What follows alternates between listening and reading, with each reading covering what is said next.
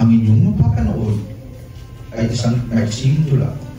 Ang mga pangyayari, mga tauhan, mga sirkumstansya ay pawangkat ng isip lamang. Anumang pagkakalintulan sa mga naang pangyayari ay nagkataon lamang at nungay ng magulang ay kailangan.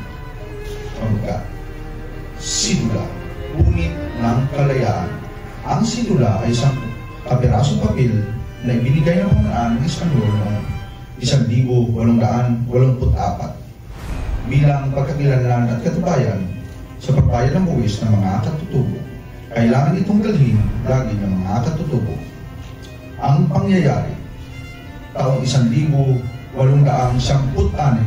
ika-23 ng Agosto, naganap ang unang sigaw sa biyak na bato.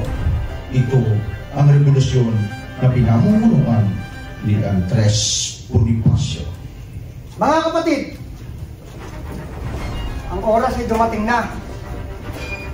Sobra na ang pagmamalupit ng mga Kastila. Kailangan na natin magrevolusyon. Handa ba kayo maglaban ang ating bansa? Kahit maging kapalit ko ang ating buhay?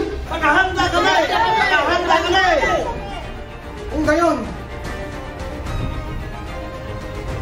bilang tanda ng ating pagkakaisa, nalabanan ng mga Kastila, unitin natin ang ating mga sedula. Sandali lang. Sigurado na ba tayo sa ating gagawin sa pag-pulis ng ating sedula? Punitin ng sedula! Punitin ng sedula! Punitin ng sedula! Mabuhay ang Pilipino! Mabuhay ang Pilipinas! Mabuhay ang Pilipino! Mabuhay ang Pilipinas! Pag-ulit na naman ang masabi ang kanilang mga sigaw. Sa bawat punit, isang sigaw ng paglaga. Ngunit hindi alam ng lahat, may kapalit pala ang papel na iyon. Maya-maya ay dumating ang isang kaya.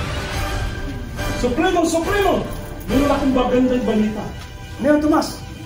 Meron tayong mapapukunan ng armas galing sa ating taga-suporta sa Cavite. Magandang balita yan, Tomas. Anong kailangan natin para makuha natin mga armas? Para makuha natin ang mga armas, ito ay kailangan natin ng sidula. Ano? Pinulit na namin lahat sa sidula eh. Anong gawin natin ngayon? Diyos ko! Bakit ninyo sinabi kaagad? Ang ating galit ay tama. Ngunit kailangan mag-isip bago gumawa ng anumang aksyon o kilos.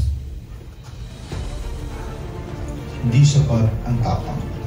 Sa apoy ng damdamin, baka masunog ang direksyon at layunin. Ngunit, ang tunay na bayani ay marunong, umamin, tumindig at itama ang pagkukulang. Mga kapatid, huwag na kayo muna dito na kayo. Mga kapatid, huwag mo wala ng pag-asa. Ang ating layunin ay banal.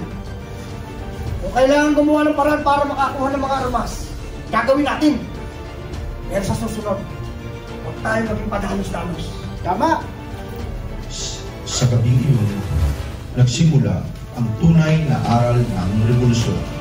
Hindi lamang lakas ang kailangan, kundi duno, disiplina at pagkakaisa, sapagkat ang kalayaan ay hindi basta't sigaw o punit ng papel. Ito'y pinaghahandaan, pinagsasakripisyuhan at higit sa lahat, pinag-iisipang mabuti.